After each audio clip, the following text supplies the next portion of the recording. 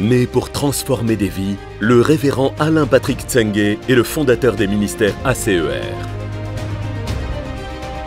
Président et producteur de la chaîne Évangile TV, il est également animateur principal de l'émission Pendule à l'heure. Bienvenue à l'émission Pendule à l'heure. Conférencier à succès, l'un de ses messages clés est la formation des disciples et la formation des fils spirituels. Son investissement dans ses fils spirituels est ce qui fait de lui aujourd'hui un père respecté partout dans le monde.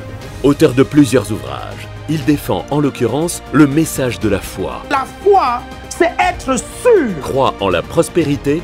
Quand tu donnes l'offrande, Dieu t'apparaît en rêve, il dit qu'est-ce que tu veux. Et en la santé divine. Tous étaient guéris. Orateur apprécié pour ses messages directs et dynamiques, son ministère est accompagné par la manifestation des dons de guérison et de révélation. Mesdames et messieurs, veuillez accueillir l'homme de Dieu, l'apôtre Alain Patrick Tsengue.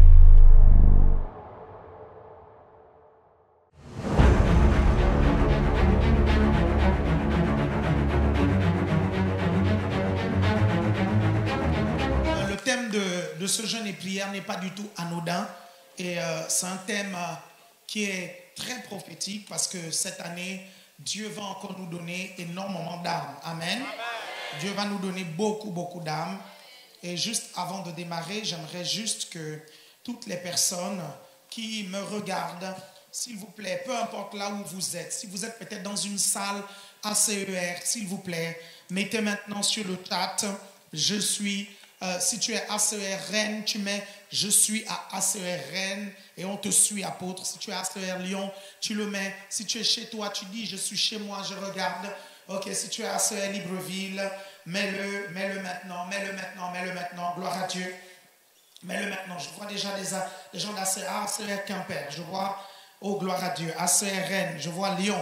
Gloire au Seigneur. Je vois ceux qui disent « Je suis chez moi ». Gloire à Dieu. Gloire au Seigneur. Brest. Paris, oh gloire à Dieu, oui, vous aussi à Paris, vous pouvez mettre, je suis à l'église. Amen. Si tu es ici à Paris, écris sur le chat, apôtre, je suis devant toi. Mets-le maintenant, gloire à Dieu, mets-le maintenant, gloire à Dieu. Oh, la Martinique et la Montpellier, la Bruxelles est là, gloire au Seigneur, acclame le Seigneur. Oh, dis-le maintenant, je suis devant toi. Oh, ils sont là, gloire à Dieu. Ils sont là, c'est bien, gloire au Seigneur. ACER Nantes, ils sont tous là. Tours est là aussi. Alléluia. Ça va être formidable. Ouh, gloire à Dieu. Attends, il y a quelqu'un qui m'a mis quelque chose là. Ok. ACER Brest. Bon, maintenant, vous allez faire quelque chose de très précis maintenant. Vous allez voir juste en bas du player, est-ce que vous avez s'abonner en rouge? Vérifiez-le maintenant. Si c'est en rouge, cliquez maintenant sur s'abonner. Sinon, cliquez maintenant sur j'aime. Si vous êtes déjà abonné, cliquez sur j'aime. Si vous n'êtes pas du tout abonné à Évangile TV et que vous êtes abonné à une chaîne païenne, je t'assure que c'est de la haute trahison. Donc, abonne-toi maintenant là, ok? Fais-le maintenant, je veux voir, ok? Gloire au Seigneur. Toi qui me suis, toi qui me regardes, tu n'es pas encore abonné, vérifie-le maintenant. Et si tu ne le fais pas, je ne commence pas la prédication. Je sais pourquoi tu es là. Donc, je sais que tu vas entendre la prédication. Tu ne t'abonnes pas, je ne commence pas la prédication. C'est très simple, la voiture qui m'a amené dehors, je peux repartir, ok? Et puis, on improvise la prière. D'ailleurs, c'est un temps de jeûne et prière, n'est-ce pas? Ok? Donc, si tu veux m'entendre maintenant, tu t'abonnes. On y va à Évangile TV. Alléluia. Gloire au Seigneur. Gloire au Seigneur. N'hésitez surtout pas à faire les commentaires aussi sur le chat. Quand vous faites, pour ceux qui sont ici, vous faites des commentaires ici, n'hésitez pas à commenter aussi sur le chat pour que les autres églises voient aussi que vous êtes bien présents. Amen. Et vous qui êtes chez vous, n'hésitez surtout pas à faire le commentaire aussi. Amen. Ça va être bien. Amen. Ce soir, ça va être encore bien. Alléluia. Ça va être vraiment bien. Il y a quelque chose que j'aimerais vraiment vous préciser. Vous savez, demain, ça va être l'occasion de démontrer la performance de votre réseau. Demain, ça va être l'occasion de démontrer la performance de votre GR. Vous savez, l'une des preuves qu'un GR est performant, l'une des preuves qu'un réseau est performant, c'est sa capacité de mobilisation. Ça veut dire que demain, c'est l'heure de vérité. C'est l'une des raisons pour lesquelles on prend toujours des salles un peu plus grandes. Comme ça, en fait, on ne peut pas se mentir. Est-ce que vous me suivez? Parce que quand vous lisez le livre « La chaîne d'impact », nous voyons qu'une chaîne d'impact doit être fluide. Est-ce que quelqu'un me suit ici? Elle doit être solide. Il y a des caractéristiques, n'est-ce pas, de la chaîne d'impact. Est-ce que vous me suivez? Lorsqu'on fait des moments comme ça, c'est le moment de vérifier si votre chaîne d'impact est fluide. Et la capacité de mobiliser est une preuve de la fluidité de votre chaîne d'impact. Est-ce que vous comprenez? Après l'événement de demain, je ne sais pas, je pense que les autres églises aussi en province vont faire la veillée de prière, ok? Et ce que je dis s'applique aussi aux églises de province. Vous savez, la croissance, c'est une question de chiffres et c'est des résultats. Vous suivez? Parce qu'il n'existe pas un demi-homme. Il n'existe pas 1,333 hommes ou bien 0,5 hommes. C'est tellement précis la croissance. Pourquoi? Parce que ceux qui sont impliqués dedans, ce sont les hommes. Est-ce que vous me suivez? Ça veut dire que la semaine prochaine, on va faire le point et on verra le GR qui a été le plus performant. Et on verra le réseau qui a été le plus performant.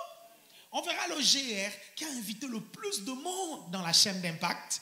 On verra le réseau qui a invité le plus de monde, s'il vous plaît, proportionnellement au nombre que vous êtes. Vous me suivez attentivement? C'est bizarre, tout à coup ça devient calme et vous me faites peur. Parce que, vous savez, c'est très simple. Hein? Il nous reste 54 minutes pour appeler l'espace Venise et dire on annule demain. Vous me suivez? Il nous reste 54 minutes. Donc là, je veux juste vous interpeller sur la nécessité de mobiliser. Vous ne pouvez pas être un leader si vous n'avez pas la capacité de mobilisation. Est-ce que vous me suivez? Si vous pensez que vous êtes un leader et vous n'arrivez pas à mobiliser les gens, vous faites une balade. Vous faites tout simplement une promenade. Et ces moments sont les moments pour voir si vous avez un leadership sur les brebis que vous encadrez. Donc demain, ça va être l'heure de vérité. Dis demain, ce sera le jour de la vérité. Ce n'est pas les mensonges parfois qu'on met sur Zoom là. Hein? Vous suivez, hein? Là, il s'agit maintenant de déplacer des gens pour venir recevoir la grâce de Dieu. Quelqu'un me suit ici? Vous êtes toujours là. Et je vais vous le démontrer à travers les Écritures. Est-ce que tout le monde me suit? Amen. Vous êtes toujours là. Regardez, je vais vous dire quelque chose d'extrêmement important. Vous savez, quand on parle du sujet sur les miracles, en fait, le problème, c'est que les jeunes convertis trouvent ce sujet passionnant et effectivement, il est passionnant. Est-ce que vous me comprenez? Effectivement, il est passionnant. Et on crée des motivations qui sont parfois malsaines dans le cœur de beaucoup de gens qui aiment les miracles et qui veulent voir les miracles. Est-ce que vous me suivez attentivement? La particularité des miracles, c'est quoi? C'est que les miracles nous prouvent que Dieu existe. Mais la vérité, tu n'as pas besoin des miracles pour croire que Dieu existe. Tu as simplement besoin de la foi. Non, vous ne m'avez pas suivi. Non, je pense que vous ne m'avez pas suivi. Je dis, toi, chrétien, tu n'as pas besoin de miracles pour croire que Dieu existe. Laisse ça aux païens. Quelqu'un me suit ici? Tu as besoin de la foi. Vous comprenez? Pour croire que Dieu existe. Est-ce que quelqu'un me suit ici? Vous êtes toujours là? Vous êtes trop calme et votre calme me fait peur. Si tu n'es pas calme, dis on est là. C'est bien. Les miracles sont un sujet tellement intéressant, spectaculaire, étonnant, émouvant à un point où beaucoup d'enfants de Dieu inversent les priorités dans l'exercice de leur ministère ou de leur mission. Les miracles ne sont pas une mauvaise chose, la Bible en parle. Moi-même, je suis un passionné des miracles. Mais il y a des choses pour lesquelles je suis plus passionné que les miracles. Et ça, c'est important que vous puissiez comprendre. Bien aimé, moi, je suis plus passionné par le Dieu de miracles que par les miracles du Dieu. Est-ce que vous arrivez à comprendre là? Je suis un passionné de miracles, mais ce n'est pas les miracles qui me passionnent le plus. Vous comprenez? C'est le Dieu de miracles qui me passionne le plus. C'est le Dieu de miracles qui m'intéresse le plus. Est-ce que vous me comprenez? Vous êtes toujours là?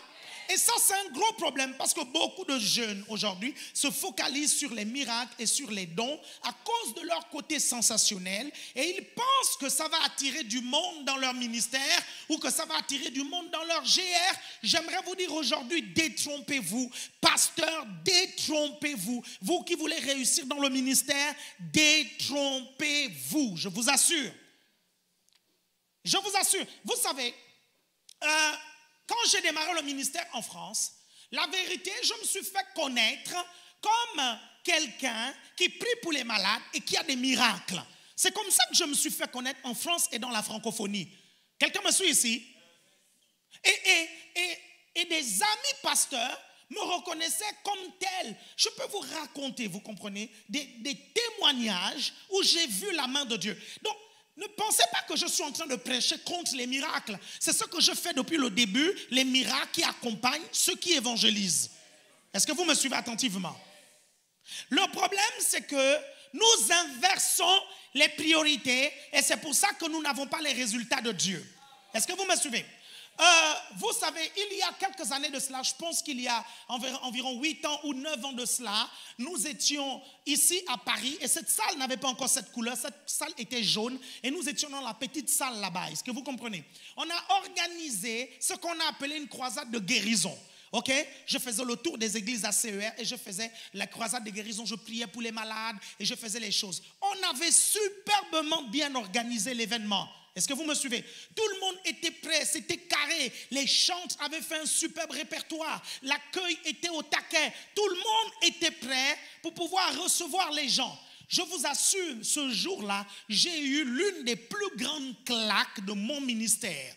On est arrivé, c'était ici dans cette salle où on est serré comme des poissons, cette salle qu'on remplit 5 fois tous les dimanches, est-ce que vous comprenez? Dans cette même salle, il n'y avait même pas la moitié de cette salle-là remplie. Vous me comprenez? Et pourtant, j'avais un don pour ça. Et pourtant, je priais pour les malades. Je pensais que mon don allait attirer les gens et que les gens allaient venir à cause de mon don. Est-ce que vous me comprenez?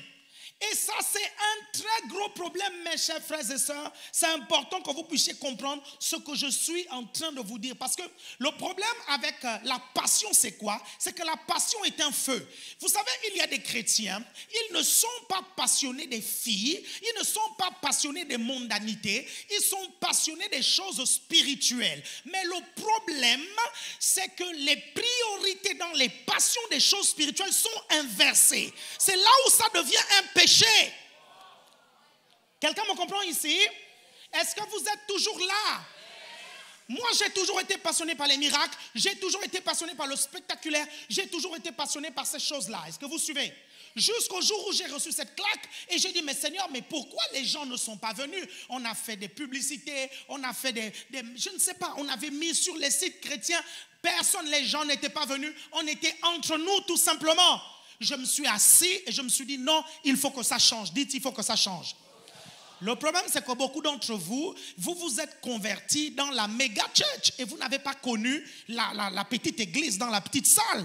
Vous ne l'avez pas connu. Demandez à vos responsables. Demandez au respo Rémi, au respo Alexandre, au respo Julien. Demandez au frère Benjamin. Demandez-leur ce que c'était dans la petite salle à côté.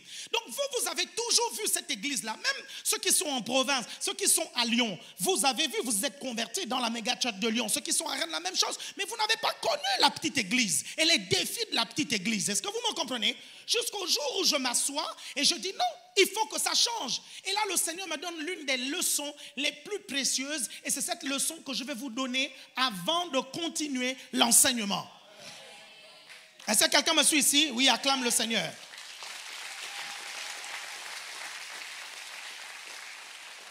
Regardez. La priorité, c'est quoi dans vos passions? La priorité, c'est la soif de Dieu et de sa parole. La soif de Dieu et de sa parole. Ok? Si tu n'as plus soif de Dieu et de sa parole, les priorités se sont inversées déjà. Est-ce que vous savez qu'il y a des gens qui ont plus soif des miracles que le Dieu de miracles? Est-ce que vous savez ça? Est-ce que vous savez ça? Est-ce que vous savez qu'il y a des personnes, si on leur dit qu'il y aura des miracles, ils viennent. Mais si on leur dit on va passer du temps dans l'adoration, ils ne viennent pas. Quelqu'un me suit ici? Pourquoi? Parce que les intérêts se sont inversés, les passions se sont inversées. Et ça, c'est un gros problème. Priorité numéro 1, la soif de Dieu et de sa parole. L'intérêt pour Dieu et l'intérêt pour sa parole. Quelqu'un me suit ici?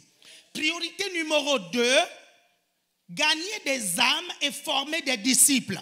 C'est la priorité numéro 2. Gagner des âmes et former des disciples. C'est la priorité numéro 2. C'est la passion numéro 2 que vous devez développer. Vous êtes toujours là? Vous êtes toujours là? Passion numéro 3 maintenant, en troisième position, viennent les dons et les miracles. Troisième position, si vous mettez les dons et les miracles en première position, vous n'aurez pas les résultats de Dieu. Si vous mettez les dons et les miracles en deuxième position et les âmes en troisième position, vous n'aurez pas les résultats de Dieu. Et c'est de ça dont je vais vous parler. En quatrième position, les finances dans le ministère.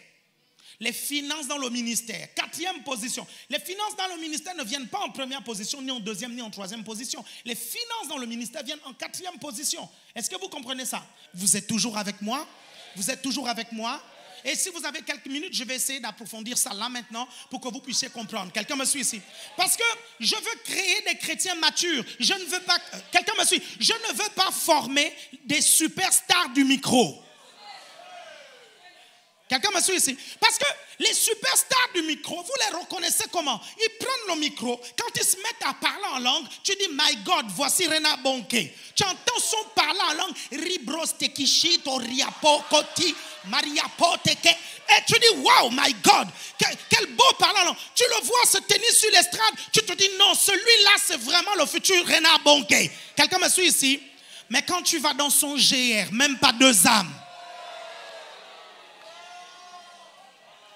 Quelqu'un me suit ici? Et ce n'est pas ça que nous voulons former.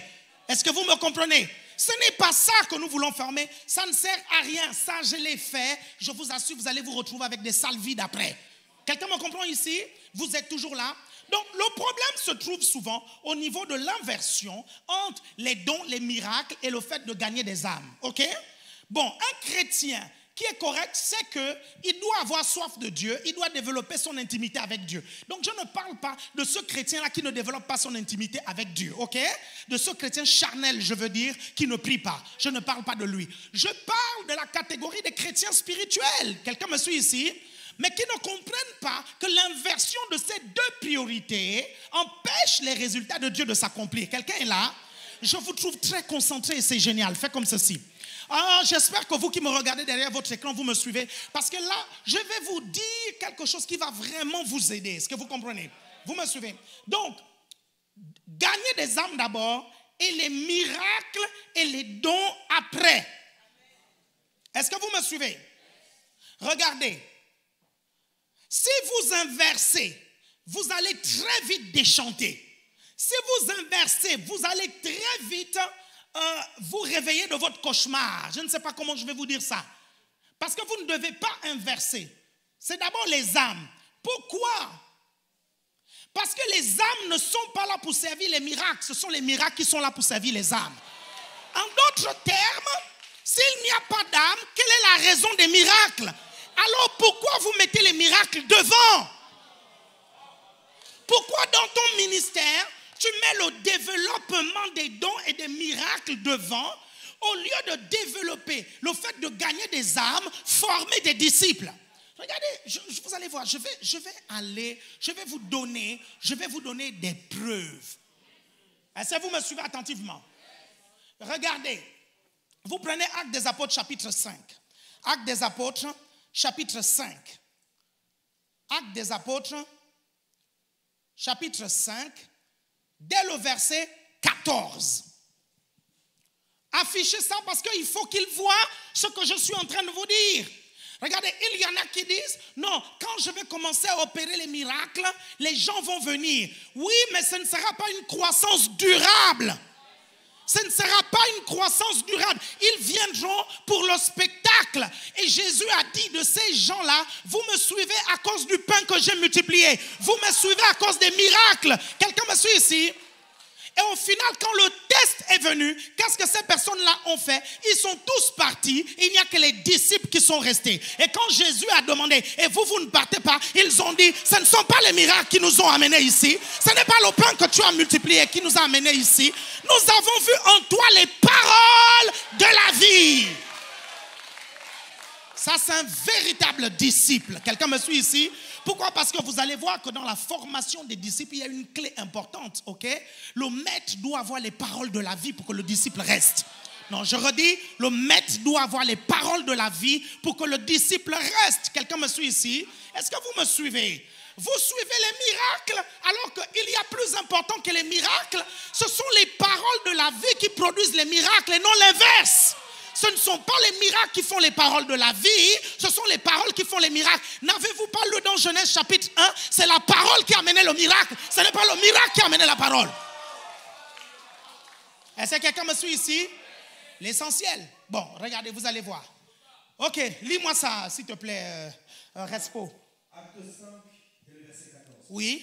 Le nombre de ceux qui croyaient au Seigneur, hommes et femmes, s'augmentait de plus en plus. En sorte qu'on apportait les malades dans les rues et qu'on les plaçait sur des lits et des chaises, afin que lorsque Pierre passerait, son ombre au moins couvrit quelqu'un d'eux. Ok, laissez ça là affiché. Vous allez voir un passage très important que ceux qui font les miracles, ils aiment bien. Ceux qui font l'onction, ceux qui aiment l'onction aiment bien. Et moi, j'aime aussi ce passage. Ça fait partie des passages, quand je les lis, je sens l'onction. Quelqu'un me suit ici? Et c'est bien d'aimer ce passage-là. Et si tu n'aimes pas ce passage, tu as un problème. Quelqu'un me suit ici? Mais il y a juste quelque chose que vous devez remarquer. La Bible nous dit que le nombre de ceux qui croyaient au Seigneur, hommes et femmes, s'augmentait de plus en plus, de telle sorte qu'on amenait les malades pour que les miracles se produisent. Quelqu'un me suit ici? Est-ce que quelqu'un me suit ici? Regardez, qui est-ce qui amenait les malades pour que les miracles se produisent? Ce sont les disciples qui s'augmentaient. Non, vous n'avez pas compris. Non, je crois que vous n'avez pas suivi. Vous n'avez pas suivi.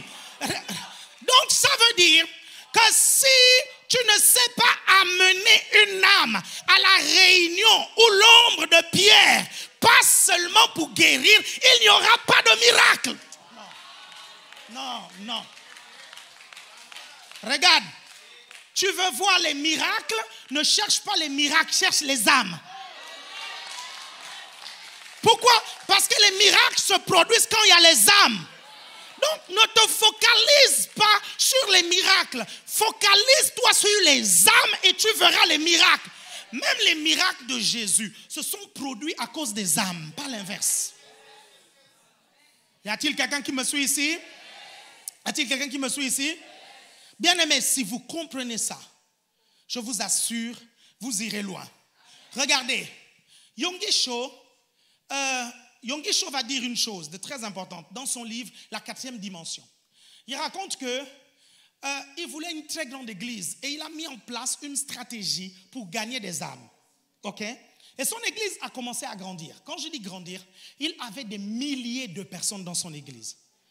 Regardez comment son ministère de guérison a commencé. Il raconte que le dimanche, il était en train de prêcher. Et quand il prêchait, il commençait à avoir des visions, des paralytiques qui se levaient, des sourds qui entendent, des aveugles qui voient. Est-ce que vous me suivez? Et il a commencé à prier contre ça parce qu'il pensait que c'était le diable qui essayait de le distraire et le défocaliser de la prédication. Est-ce que vous suivez? Mais le dimanche d'après, les visions se sont multipliées encore. Un point où il a pris un temps de jeûne et prière. Il s'est dit non, il faut que ça s'arrête parce que ça me perturbe pendant que je suis en train de prêcher. Et quand il fait le temps de jeûne et prière, il revient le dimanche, les visions s'éclaircissent encore et ça se multiplie encore. À un point où il dit, mais Seigneur, c'est quoi ce truc-là? Je le chasse et il ne part pas. Et là, le Saint-Esprit lui dit, ce que tu vois, c'est le besoin de mon peuple.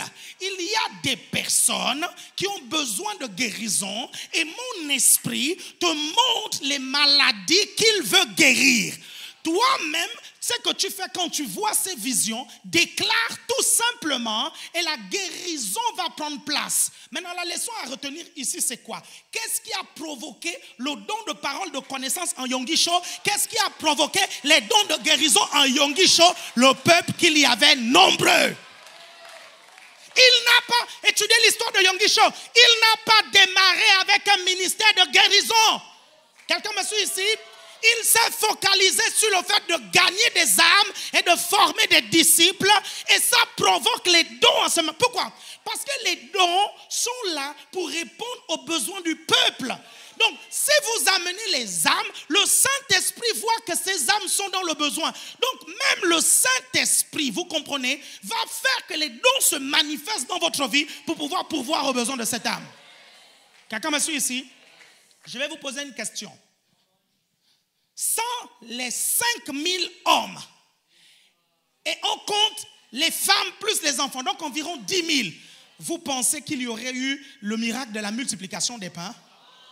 Donc il fallait d'abord amener les 5000 hommes pour que le miracle se fasse. Quelqu'un me suit ici? Ce n'est pas l'inverse qui s'est fait. Quelqu'un me suit ici? Vous voulez les miracles, amenez les hommes. Quelqu'un me suit ici? Et c'est là où c'est compliqué chez certaines personnes. Parce que, vous savez, faire venir quelqu'un à l'église, ce n'est pas facile. Vous comprenez ça? Ce n'est pas du tout évident. C'est pour ça que certaines personnes pensent que les gens viendront à l'église s'ils entendent que les miracles se font ici. Je vous assure, plus maintenant, peut-être c'était le cas il y a je ne sais trop combien d'années, mais plus maintenant. Est-ce que vous me suivez? Vous me suivez attentivement? Vous êtes toujours là? Regardez. La majorité des ministères de guérison que vous voyez, ok? La majorité, ils mettent le focus sur la formation des disciples et sur les âmes. Pas sur les miracles. Même le ministère de Bénin, hein, le ministère de Bénin attire les gens. Je vous assure que c'est parce que Bénin se focalise sur le salut des âmes. Est-ce que vous comprenez ça? Quand vous prenez le ministère du pasteur Christ, la même chose. Quand vous prenez le ministère de certains hommes de Dieu que vous connaissez, vous allez voir que derrière, il y a une machine à rassembler du monde, une machine à gagner des âmes et une machine à faire des disciples. Vous êtes toujours là? Quelqu'un est là? Quelqu'un est là?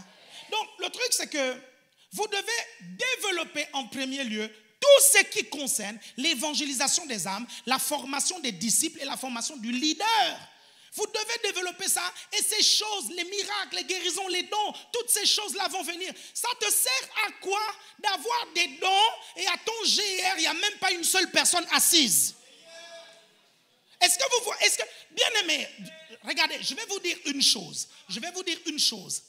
Entre une personne qui est bourrée de dons, vous comprenez, et qui ne sait pas amener des âmes au Seigneur, et une personne qui n'a pas de dons, c'est-à-dire les dons ne se manifestent pas, mais la personne sait amener les âmes à l'église, sait amener les âmes au Seigneur, je préfère cette deuxième personne. Pourquoi? Parce que de toutes les façons, tôt ou tard, les dons vont se manifester chez cette personne. Pourquoi? Parce que la manifestation des dons, c'est la réponse de Dieu aux besoins de l'homme. Quelqu'un me suit ici? Un prédicateur qui a des dons sans les âmes n'est rien d'autre qu'une superstar. Est-ce que quelqu'un me suit ici? Est-ce que quelqu'un me suit ici? Tu n'es qu'une superstar du micro. Vous me suivez et tu exaltes le don. C'est pour ça que vous devez savoir comment inviter une âme, comment gagner une âme, comment former une âme. Quelqu'un me suit ici? Le succès de votre ministère dépendra de ça et pas de votre don. Est-ce que vous me comprenez? Le don sera la cerise sur le gâteau. Mais pourquoi les gens n'aiment pas ça? Parce que Gagner des âmes, former les disciples, c'est moins excitant. Vous comprenez? Le miraculeux, c'est spectaculaire, c'est étonnant. Et ça glorifie même l'homme. Hein? Vous comprenez? L'apôtre Paul, lorsqu'il allait prêcher, je pense que c'est avec Barnabas à un endroit, ils ont fait tellement de miracles qu'on a dit non, ceux-là c'est des dieux. Et nous aimons ça, ok? Lorsque les gens nous mystifient. Quelqu'un me suit ici? Mais je vous assure, bien aimé, il n'y a pas plus fidèle et plus loyal qu'une âme que vous avez gagnée vous-même. Parce que cette âme sait qu'à cause de vous, elle a reçu le plus grand miracle. Quelqu'un me suit ici? Regardez, je vais vous dire une chose. Hein. Entre un malade pour qui vous priez et il guérit, et une âme que vous avez gagnée au Seigneur, c'est lui qui va rester avec vous. C'est l'âme que vous avez gagnée au Seigneur. Pas le malade. Il y a beaucoup de malades qui arrivent dans les églises, ils reçoivent leur guérison, après ils partent. Un jour, regardez, je vous raconte, un jour, nous étions à Rennes, ok? Et je me rappelle toujours de ce jour-là, je me rappellerai toujours. J'arrive comme ça, je prends la parole, l'une des premières phrases, parole de connaissance. Je dis, il y a quelqu'un ici, c'était, à l'époque, on était 200. Je dis, il y a quelqu'un ici qui a un problème à l'oreille, à l'une des oreilles. Je dis, tu es sourd d'une des oreilles, est-ce que tu peux te lever, s'il te plaît, venir? Personne. Je répète, je dis, non, il y a quelqu'un qui a un problème à l'oreille, est-ce que tu peux venir? Est-ce que vous me suivez? Et la personne ne se lève pas. Je dis, mais non, mais je l'ai bien entendu. Et puis je dis, écoutez, je vais redire pour la dernière fois et puis je vais commencer la prédication. Et là, je vois au fond, les gens sont en train de s'agiter, ok? Parce que la sœur était aux toilettes. Est-ce que vous comprenez? Et puis, voilà qu'on l'amène ici, on l'amène devant, ok? Et je prie pour elle devant tout le monde. Il y a les vidéos, on vous retrouvera ça un jour.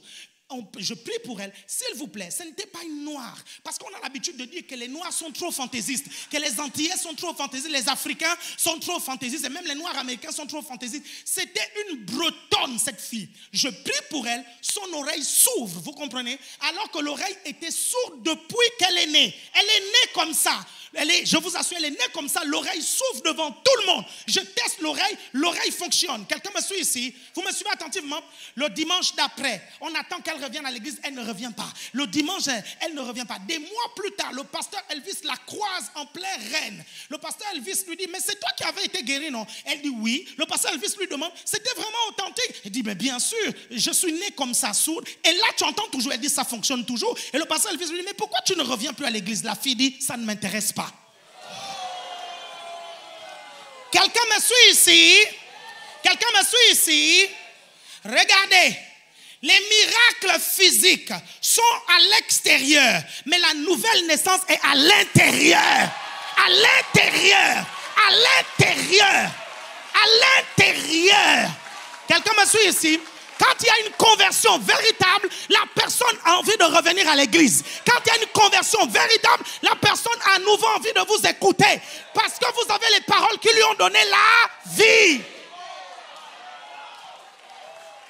Est-ce qu'il y a... Je vous dis, mes chers frères et sœurs, l'Esprit de Dieu m'a encore dit ici que l'ACER aura des milliers de membres, des dizaines de milliers de membres. Quelqu'un me suit ici? Je vous assure, bien-aimés, le nombre de conversions que nous allons avoir. Pourquoi? Parce que je veux naître en vous la passion du salut des âmes. Je veux naître en vous la passion du fait de suivre les âmes. Y a-t-il quelqu'un qui me suit ici? Si c'est en toi, dis c'est en moi. Rassieds-toi quelques instants. Et c'est ça le problème avec beaucoup de gens. Ils veulent les micros, vous suivez, mais ils ne sont pas capables de s'occuper des âmes. Et ça, c'est un gros problème. Est-ce que vous me suivez attentivement? Et c'est là où on ne se rend pas compte. Qu'est-ce qui t'intéresse? Est-ce que gagner des âmes, ça t'intéresse? Ou ce qui t'intéresse, c'est être le superstar de micro? Tu veux voir la puissance de Dieu? Oui, ok, mais pourquoi? C'est quoi l'intérêt? Il y a un miracle qui est plus grand. Vous êtes toujours là? Regardez, tu dois développer cela. Comment inviter une âme à une réunion? Tu dois connaître et devenir un expert sur les excuses que l'âme peut vous donner pour ne pas être là. Tu dois devenir un expert. Tu dois devenir un expert. Quelqu'un me suit ici? Tu dois devenir un expert. On ne doit plus te mentir. Quelqu'un me suit ici? Vous savez, quand la Bible dit, voici les miracles qui accompagneront ceux qui auront cru. La Bible dit, en mon nom, ils chasseront les démons, ok? La Bible dit, ils parleront des nouvelles langues. La Bible dit, ils saisiront des serpents. Quelqu'un me suit ici? Vous savez, le serpent était reconnu, était le symbole de la ruse, de la malice. Quelqu'un me suit ici?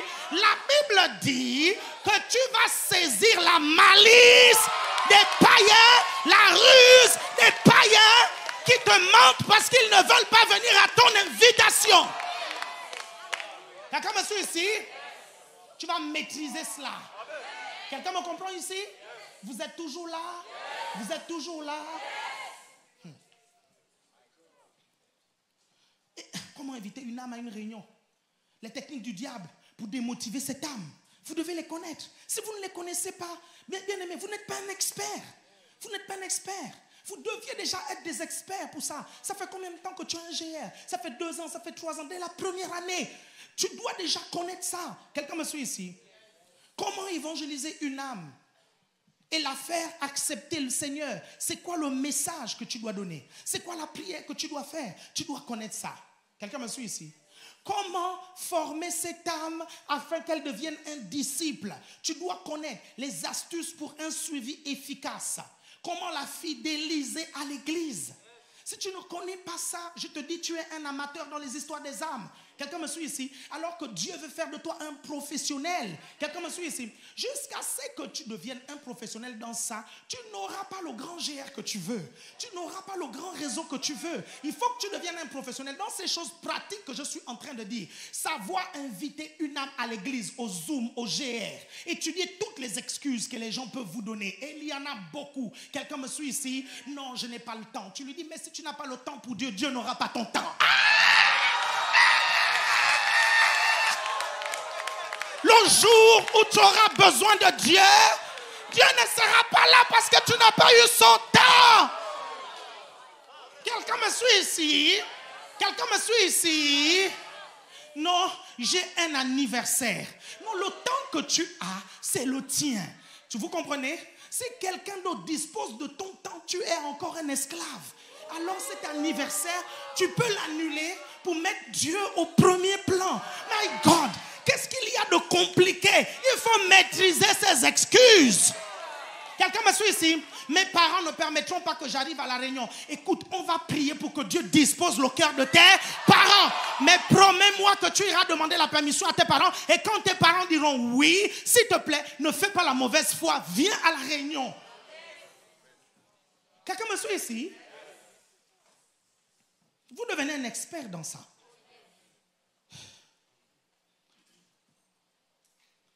Et vous devenez un expert dans le fait de former aussi le leader. Parce que cette âme, tu la gagnes, tu la fidélises, elle devient un leader.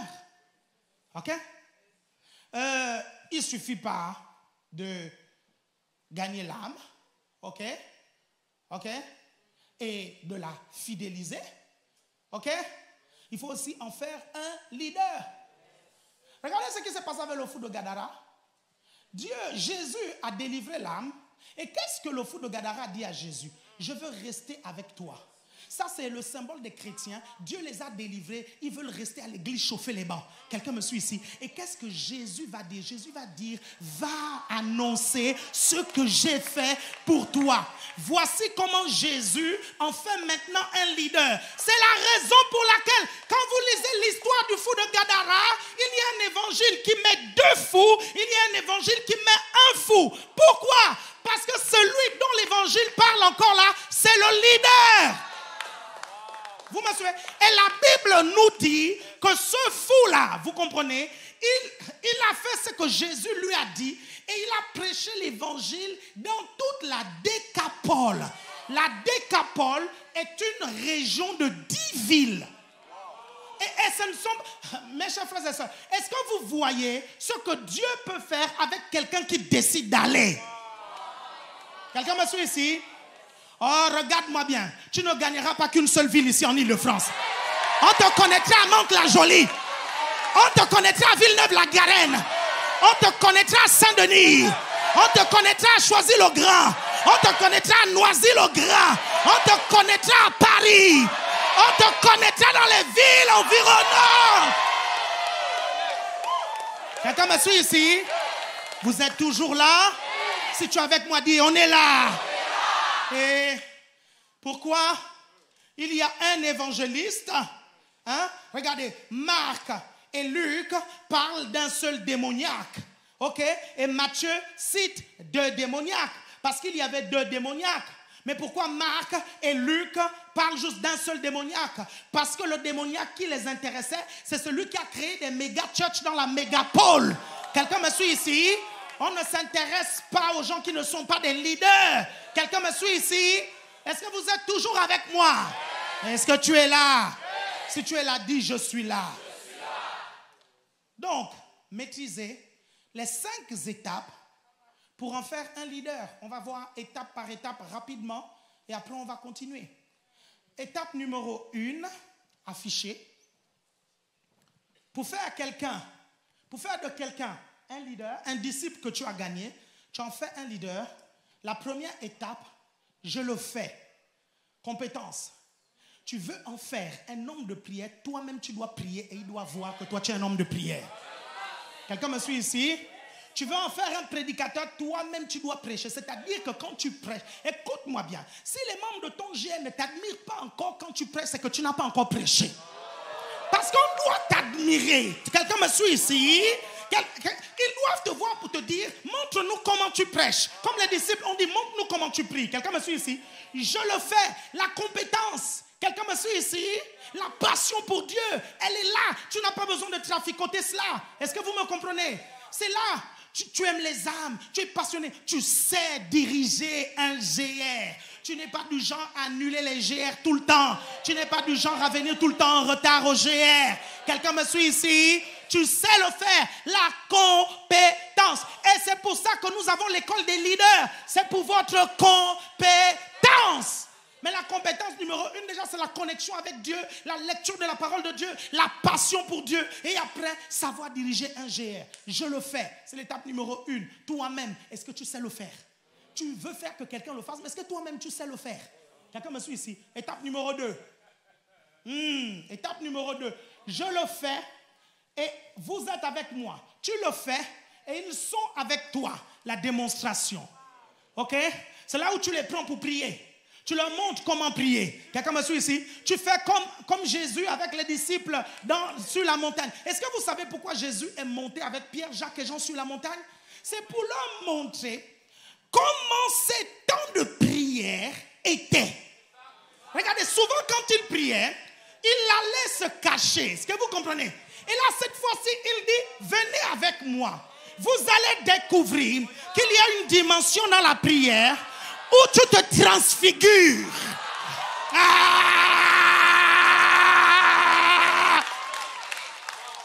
Il y a une dimension dans la prière où tu es là, tu ne répètes qu'un seul mot. Lido, riamo, riamo, riamo, riamo, riamo, riamo. Est-ce que vous savez pourquoi?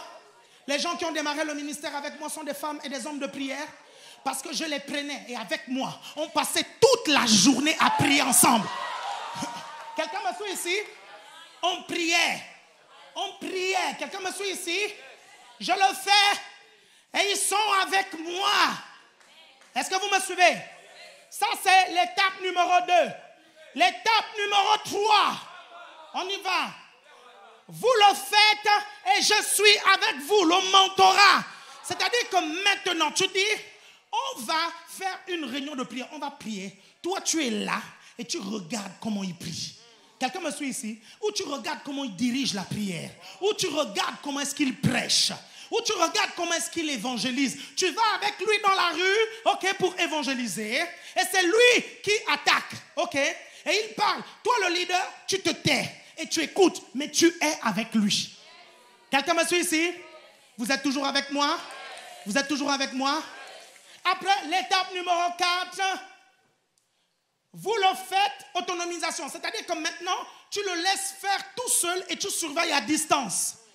Donc, la personne t'envoie des rapports. Est-ce que vous comprenez? À partir de ce moment, elle devient autonome. Autonome, mais pas indépendante. Aïe, aïe,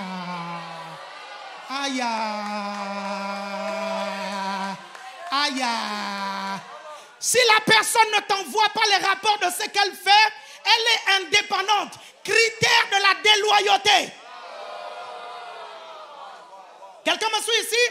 L'autonomie est différente de l'esprit d'indépendance. Vous devez apprendre à faire des rapports à vos leaders.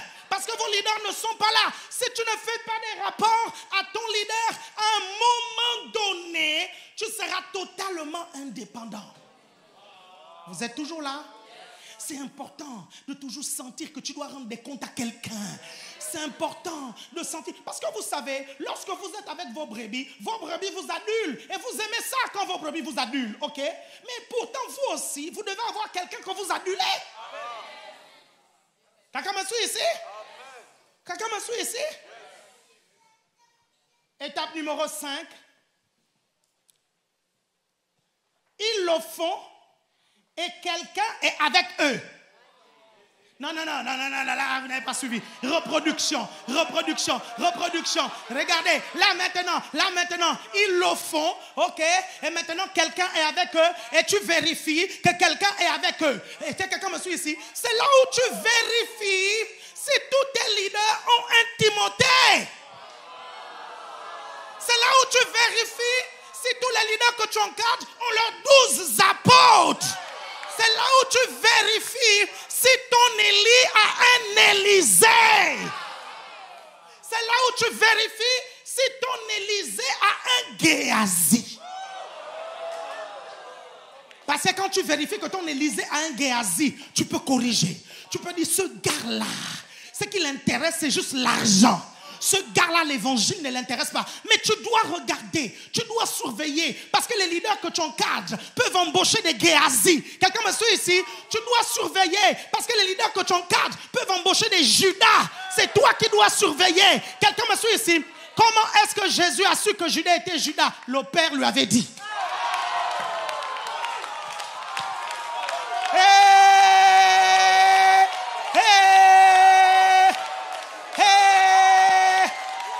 Quelqu'un me suit ici? Qui avait dit à Philippe que Élimas le magicien était un sorcier. C'est Élimas, n'est-ce pas? Élimas le magicien était un sorcier. C'est Pierre, le père spirituel. Philippe était en train de faire, il y avait quelqu'un à côté. Pierre est venu, il a dit, ce gars est un sorcier.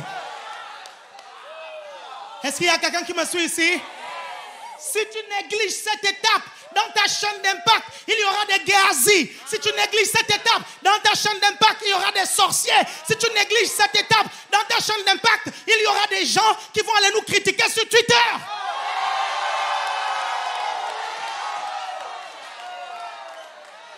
Y a-t-il quelqu'un qui me suit ici? Tu dois voir. Ils le font et quelqu'un est avec eux. Comment est-ce qu'ils se reproduisent? Quelqu'un me suit ici? Parce que vous savez, même si il y a 1 ou 2 générations entre le grand-père et le fils, je suis désolé, hein, quand tu es le grand-père de quelqu'un, il y a quand même un trait qu'on reconnaît. Quelqu'un me suit ici? Donc tu regardes, tu dis, mon Dieu, tu regardes le petit-fils qui est le fils de la personne que tu encadres. Tu dis, mon Dieu, mais l'enfant là sort d'où? Mais qui l'a ensorcelé? Pourquoi il est que comme un maudit comme ça? C'est quoi le problème? Parce que tu n'as pas été là, tu n'as pas surveillé quand lui, il avait quelqu'un à côté. Y a-t-il quelqu'un qui me suit ici? Si tu me suis, dis, je te suis. Dis bien, je te suis. Donc, ces 5 étapes, vous devez les maîtriser. Dites maîtriser. Je dis bien maîtriser, c'est-à-dire devenir des maîtres. Et devenir un maître, c'est comprendre soi-même ce qu'on fait là et être capable d'enseigner ça aux autres. Quelqu'un me suit ici? Et ça, vous savez, le Saint-Esprit m'a vraiment rassuré. Il m'a dit qu'on va davantage connaître notre ministère par sa capacité à gagner des âmes, à former des disciples et des leaders. Ça va être quelque chose de facile. C'est-à-dire que même les petits de 13 ans dans notre ministère, ils auront déjà leur réseau. Ils auront déjà leur réseau. Quelqu'un me suit ici? Ils auront leur réseau. Quand ils vont arriver à l'église, ce sera tellement facile pour eux. Quelqu'un me comprend ici? Parce que nous serons des maîtres dans l'art de faire des disciples. Quelqu'un me comprend ici? Et vous allez voir les miracles se manifester. Parce que vous verrez beaucoup plus de personnes venir et des miracles vont se produire. Parce que Dieu n'est pas du genre à laisser les hommes dans leurs besoins. Est-ce que vous comprenez? Ces personnes-là sont là, Dieu sait qu'il y a des malades. Et là, il va vous le révéler. On appelle ça don de parole de connaissance. Et la personne va se lever, vous allez prier pour le malade va être guéri. On appelle ça don de guérison. Quelqu'un me suit ici? Parce qu'il y a des besoins. Les dons, c'est la réponse de Dieu aux besoins des hommes. Mais s'il n'y a pas des hommes, quel est l'intérêt des dons? Vous me suivez? Donc, c'est bien d'étudier comment les dons fonctionnent. C'est bien d'aimer ça. Ce n'est pas un souci. J'ai écrit un livre là-dessus. Le problème, c'est que beaucoup d'entre nous nous défocalisons de l'essentiel. Lorsque Dieu m'a dit, vous comprenez, que je devais repartir à la base pour avoir une grande église, j'ai dit, mais Seigneur, mais ça c'est le lait que je vais apprendre. Il dit, mais le lait là, tu vas le boire fatigué. Vous comprenez ça? Vous me suivez? Et j'ai dû m'intéresser à ça. Et j'ai découvert, en vérité, que gagner des âmes, c'est très intéressant. J'ai découvert que former des disciples, c'est très intéressant. Regardez, vous savez, quand vous voyez tous les livres que j'ai écrits, ok, il n'y a que quelques-uns, environ peut-être 3 ou 4, qui concernent les charismes. Tous les autres dons, parmi les 36, 37 livres que j'ai écrits, concernent les individus, leur comportement à l'église. Est-ce que vous comprenez ça? C'est parce que encadrer les gens, c'est tellement intéressant. Je vous assure, les brebis sont tellement inventifs dans leurs excuses. My God! My God! Il y a tellement de... Extraordinaire! Quelqu'un m'a suivi ici? Et un jour, j'ai regardé une brebis qui était difficile. Je lui ai dit, écoute, si tu penses que tu es la plus têtue, il y a plus têtue que toi. Et tu sais quoi? Je suis déterminé à faire de toi ce que Dieu veut que tu sois. Tu parles à gauche, je serai là. Quelqu'un me suit ici? Et je dis, je te garantis que tu seras une femme de prière. Je te garantis que tu vivras dans la sainteté. Je te garantis que tu serviras Dieu. Je te garantis que le Seigneur va se glorifier dans ta vie. Vous êtes toujours là? Mais ça, tu ne peux pas faire ça quand tu n'es pas passionné. Hein? Quand ce n'est pas intéressant, quand tu es du genre, il y a une sœur un jour, elle se plaignait, elle disait, oui, mais moi je ne comprends pas les brebis. Moi, quand je me suis convertie, je n'avais pas besoin qu'on court après moi pour venir à l'église. Je me levais tout seul et je venais. Il y a des brebis qui ont besoin de suivi, d'autres ont besoin de poursuivi. C'est comme ça. C'est comme ça. Tu ne réfléchis pas à ça. Les gens sont différents. Vous comprenez? Vous prenez 2 personnes, vous lui donnez des coups par correspondance, elle va échouer. Tu prends une autre, tu lui donnes des coups par correspondance, elle va réussir. Mais pourtant, la même personne qui a échoué dans les coups par correspondance, tu la mets dans une salle de classe, la personne va réussir. Les gens sont différents. Vous me comprenez? Les gens sont différents. Vous êtes toujours là? Vous êtes toujours là? Ah, cet été, c'était l'été du... Salut! Cet été, c'était l'été du... Salut! Donc, en revenant sur le fou de Gadara, est-ce que, s'il vous plaît, on peut lire Marc, non, on va prendre Luc, chapitre 8, du verset 26 au verset 39. On va lire et on va terminer avec ça. Parce que ce passage est aussi une analogie. Est-ce que tu peux lire, s'il te plaît, Luc, chapitre 8, du verset 26 au verset 39. C'est aussi une analogie du pécheur qui est sauvé par Dieu. Ok, on y va. Luc 8, 26. Ils abordèrent dans le pays des Géraséniens, qui est vis-à-vis de la Galilée. Lorsque Jésus fut descendu à terre... vous voyez Gérasénien là, vous voyez, ou Gézako, quelque chose comme ça. Il y a une version qui dit Gadara. Mais c'est tout simplement parce qu'en fait, la Gadara avait à l'intérieur un village qu'on appelait Géna. Parce que Gadara, c'est une région. Est-ce que vous comprenez? Vous me suivez? Vous êtes là, donc ne vous posez pas de questions. Pourquoi dans une version c'est Gadara, une version Géza, machin, quelque chose comme ça? Est-ce que vous me suivez? Et vous allez vous dire, mais il n'y a que l'apôtre Alain Patrick pour s'arrêter à ce genre de détails. Mais moi, je ne peux pas lire la Bible et ce genre de détails-là ne me tilte pas.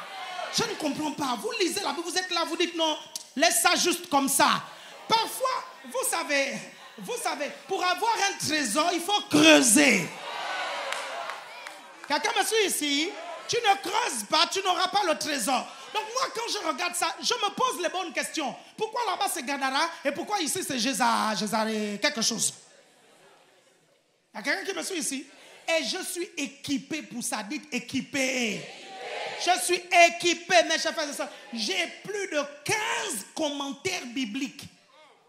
Donc quand je viens ici vous parler, ce n'est pas des improvisations que certains d'entre vous vous appelez révélation. Est-ce que vous comprenez ce que je suis en train de vous dire? Est-ce que vous me suivez? Tu me suis? Et tu viens ici, tu dis des choses, je dis mais purée, mais c'est quoi ce... Donc je vérifie. Je vérifie mes informations, je m'assois et j'essaye de comprendre pourquoi ceci. Donc quand je vous donne des explications, il y a beaucoup d'explications, vous comprenez, que des gens qui ont étudié la Bible avant vous et moi avaient déjà donné. Donc je m'assois, j'étudie tout, j'étudie. Et parfois, dans l'ensemble de ce que j'étudie, le Saint-Esprit me donne sa réponse. Mais sa réponse a un socle. Le socle, c'est à partir de ceux qui sont venus avant moi. Vous suivez? Ceux qui sont venus avant moi, ils ont dit des choses et je me base dessus pour bâtir la révélation. Vous comprenez? C'est pour ça que ça va être compliqué. Moi, parfois, quand je vous dis des choses, il y a des gens parfois qui se sont amusés à venir dire oui, mais qu'est-ce qui te prouve que ce que tu dis, c'est vrai, machin. Vous savez ce que je dis seulement à la personne? Je dis bon, tu as combien de livres chez toi? Je dis parce qu'avant de parler avec moi, il faut d'abord que tu me dises, parce que moi, je n'improvise pas mes prédications. Je viens, je m'assois, j'étudie, je prends le temps d'étudier et j'ai les outils pour. Hein? Et j'ai mis l'argent pour ça. Vous savez, j'ai près de 2000 ou 3000 euros de commentaires bibliques. Vous êtes toujours là? Vas-y, lis. Lorsque Jésus fut descendu à terre, il vit au-devant de lui un homme de la ville qui était possédé de plusieurs démons. Ok, très bien. Vous voyez, Luc dit un homme. Hein? Matthieu dit 2. Ok, on y va. Depuis longtemps, il ne portait point de vêtements et avait sa demeure non dans une maison, mais dans les sépulcres. Ayant vu Jésus... Il ne portait point ses vêtements, ok, mais il avait sa maison dans les sépulcres. Ok, on y va. Ayant vu Jésus, il poussa un cri et se jeta à ses pieds et dit d'une voix forte, « Qu'il y a-t-il entre toi et moi, entre moi et toi, Jésus, fils du Dieu très haut? Je t'en supplie, ne me tourmente pas. Car Jésus commandait à l'esprit impur de sortir de cet homme dont il s'était emparé depuis longtemps. On le gardait lié de chaînes et les fers aux pieds, mais il rompait les liens et il était entraîné par le démon dans les déserts. » Donc on le liait parfois, il était lié, ok? Mais il rompait, après on le reliait. Il rompait, après on le reliait. Est-ce que vous comprenez? Parce qu'il était dangereux pour lui-même et pour les autres. On continue. Jésus lui demanda, « Quel est ton nom? » Légion, répondit-il, car plusieurs démons étaient entrés en lui.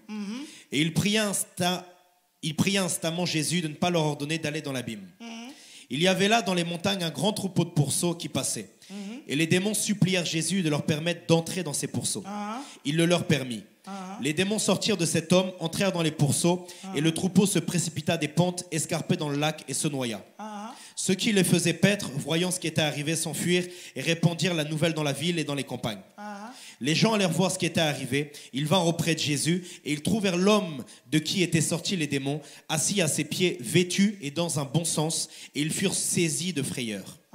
Ceux qui avaient vu ce qui s'était passé leur racontèrent comment le démoniaque avait été guéri. Tous les habitants du pays des Géraséniens prièrent Jésus de s'éloigner d'eux, car ils étaient saisis d'une grande crainte. Jésus monta dans la barque et s'en retourna. L'homme de qui étaient sortis les démons lui demandait la permission de rester avec lui, mais Jésus le renvoya en disant « Retourne dans ta maison et raconte tout ce que Dieu t'a fait. » Et le gars, Jésus lui dit « Retourne dans ta maison et raconte tout ce que Dieu a fait. » Le gars ne s'est pas limité à sa maison.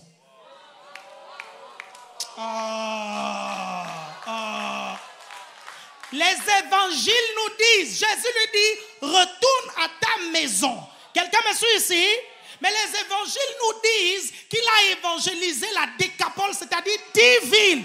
Comment est-ce que ça s'est passé? Parce que les gens de ta maison sont le point de contact pour la ville. Est-ce que quelqu'un me suit ici? En évangélisant ton cousin, tu évangélises l'ami de son cousin et sa famille. En évangélisant ton père, tu évangélises toute son entreprise et les amis de l'entreprise. Regardez, le réveil spirituel est comme un feu. Tu touches une personne, vous comprenez, et la personne touche.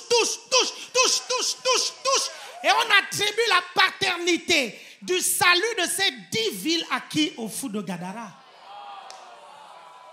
C'est pour ça qu'on vous dit, que les premières choses à faire, c'est évangéliser les membres de votre famille. Les premières choses à faire, c'est évangéliser vos amis. Quelqu'un me suit ici. Et quand vous avez invité une âme qui accepte Jésus, ne laissez pas passer 6 mois avant que cette âme n'amène ses amis et les amis de ses amis. Sinon, au bout de 6 mois, les amis de cette âme ne seront plus que des chrétiens. Et quand tu fais des évangélisations, il ne pourra plus amener des païens parce qu'il ne connaît plus que les chrétiens. 6 mois. Quelqu'un est là? Vous êtes là? La Bible nous dit que Jésus a traversé le lac, pour aller sauver le fou de Gadara, n'est-ce pas? Et tout ce que vous voyez dans le fou de Gadara, c'est vraiment une analogie aux pécheurs que nous allons sauver. Quelqu'un me suit ici? C'est vraiment une analogie. Quelqu'un me suit ici? On le trouve où? Dans les tombeaux, n'est-ce pas? Le lieu où il y a les morts, n'est-ce pas? Le symbole de la mort spirituelle. Regardez, le symbole des morts qui enterrent leurs morts. Les morts spirituels qui sont parmi les morts. Quelqu'un me suit ici? C'est ça le symbole. La Bible dit, tous ont péché et sont privés de la gloire de Dieu. Quelqu'un me suit ici?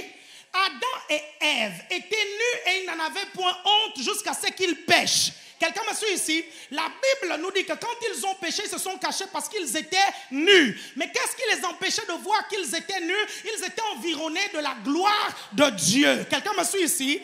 Le pécheur est privé de la gloire de Dieu. C'est pour ça que le fou de Gadara était nu. Il y a quelqu'un qui me suit ici? Parce que le pécheur pense qu'il est couvert alors qu'il n'est pas couvert. Quelqu'un me suit ici? Dieu voit son péché. Dieu le voit. Est-ce que vous me suivez attentivement? La Bible dit qu'il était lié. Le pécheur est lié par le péché.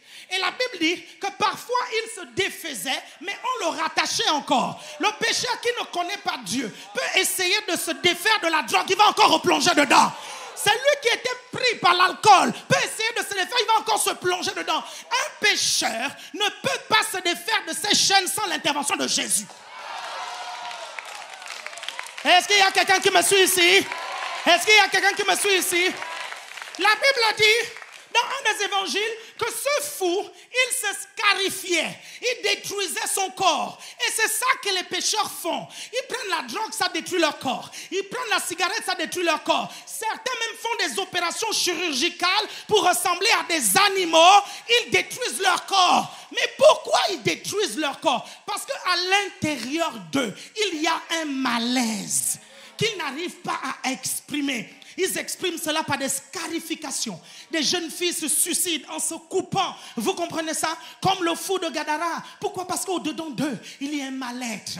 Au-dedans d'eux, leur esprit dit, j'ai besoin de Jésus, j'ai besoin de Jésus, j'ai besoin de Jésus. Et ils l'expriment d'une certaine façon. Quelqu'un me suit ici? La Bible dit que le fou était souvent dans les tombeaux et il criait. Il criait pourquoi? Il criait de désarroi.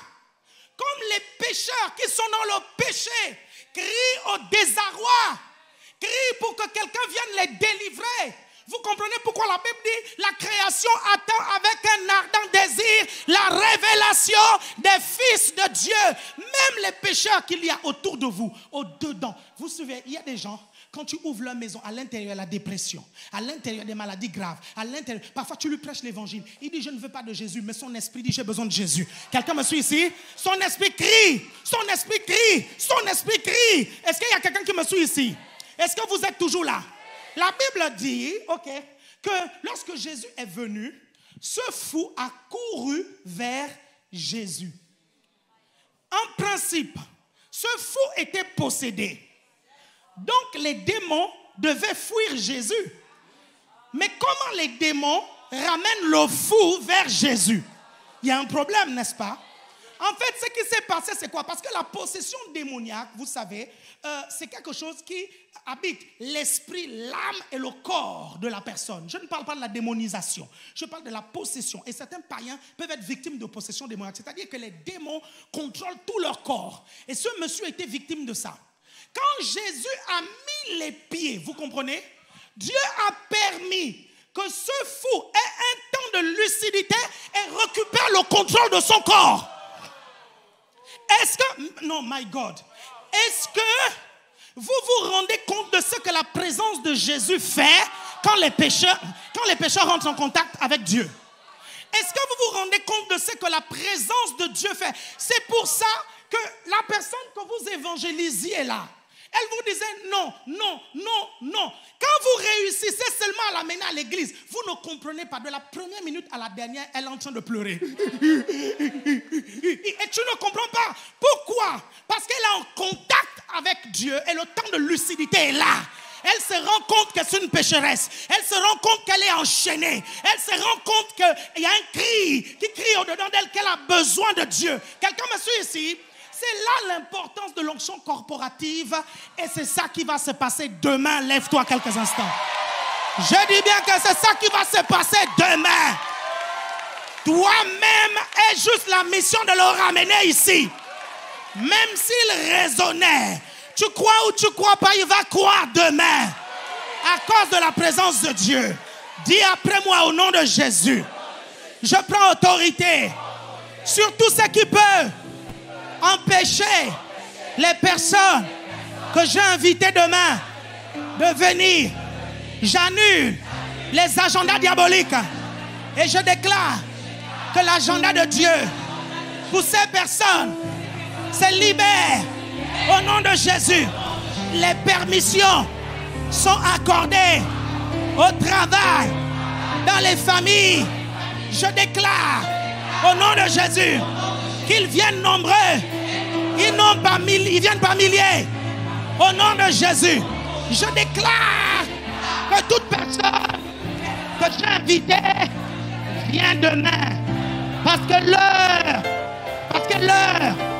de la délivrance a sonné pour ces personnes